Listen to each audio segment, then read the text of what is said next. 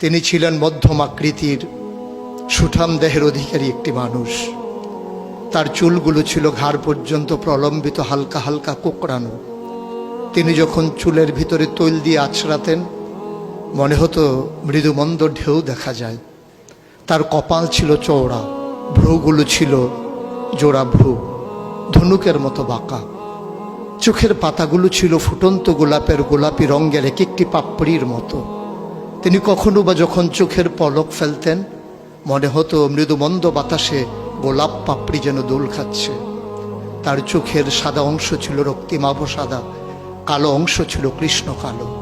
তার নাকটা ছিল খাড়া, নাকের ছিদ্রগুলো ছিল ছোট ছোট। নাকের নিচে ছিল সরু চিকন গোঁফ, গোঁফের নিচেই সেই গোলাপি রঙের ঠোঁট। তার ঠোঁটগুলো যখন কখনো বা মুচকে হাসত, গোটা পৃথিবীর মানুষ অবাক বিস্ময়ে দেখত গোটা পৃথিবীতে যেন বিজলি চমকিয়েছে।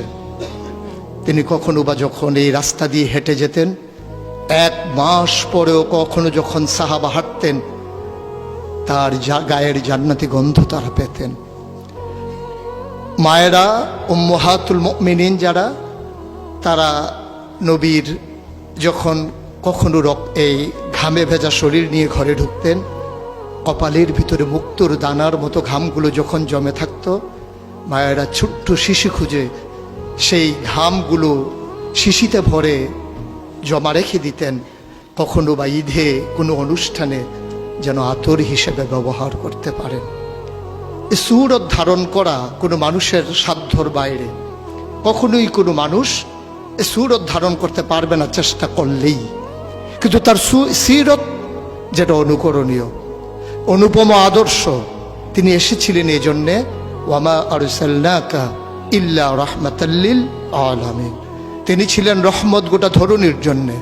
যেমন করে আল্লাহ বলেছেন, ফাবিমা রাহমাতিন মিনাল্লাহি লিনতা লাহুম ওয়ালাউ কুনতা ফাজ্জান গালিজাল কলব লানফাদ্দু মিন হাওলিক ফাআফু আনহুম ওয়াস্তাগফির লাহুম ওয়াশাওিরহুম ফিল আমর ফাইজা আযামতা ফাতাওয়াক্কাল আলাল্লাহ ইন্নাল্লাহা ইউহিব্বুল মুতাওয়াক্কিলিন।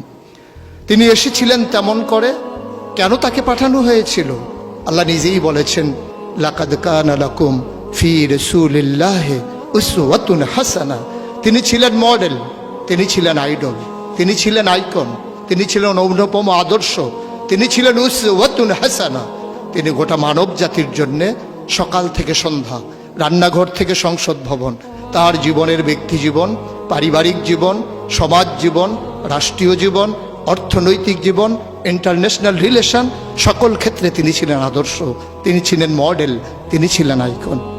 একবিংশ শতাব্দীর সূচনা লগ্নে দাঁড়িয়ে গোটা পৃথিবী যখন ঝঞ্ঝা বিক্ষুব্ধ, গোটা পৃথিবীর মানবতা যখন আজকে ভুলণ্ঠিত, আজকে শুধু মুসলিম নয়, গোটা মানুষ যখন আজকে অপর মানুষের ভোটের নিচে পৃষ্ঠ হচ্ছে তার জীবন, মানুষগুলো যখন আজকে রক্তে রঞ্জিত হচ্ছে তার গোটা দেহ, সেই ফিলিস্তিনের দুধু মরুভূমি আজকে যখন আমার কিশোর ভাইয়ের রক্তে রঞ্জিত, সেই ঝিলাম নদীর পানি আজকে যখন স্বচ্ছ স্ফটিকের মতো আর নেই, কাশ্মীরের ভাইয়ের রক্তে যখন রঞ্জিত, পার্শ্ববর্তী আরাকানের মুসলমানেরা আজকে উখিয়ার সেই টেকনাফের তাঁবুর নিচে তারা যখন মানবেতর জীবনযাপন করছে, আজকে বারবার মনে পড়ে সেই নবীজির কথা।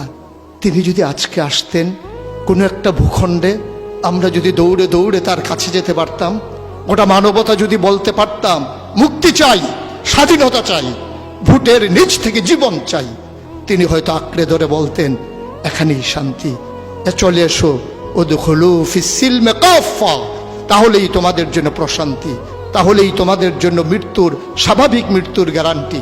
কখনোই আর ঝঞ্ঝা বিক্ষুব্ধ পৃথিবীতে তোমাদেরকে বুক পেতে দিতে হবে না বুলেটের সামনে।